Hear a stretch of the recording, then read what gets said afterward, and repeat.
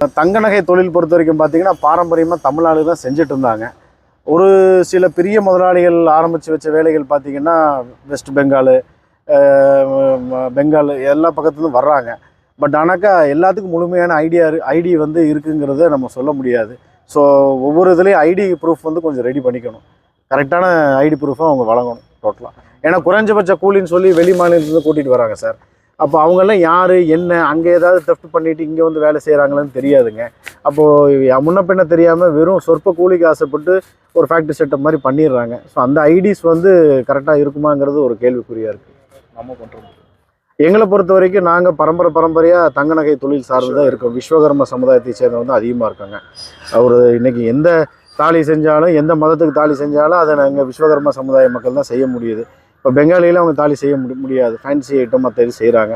so குறைஞ்சபட்ச கூலி ஆசைப்பட்டு இப்போ தொழிலோட இப்போ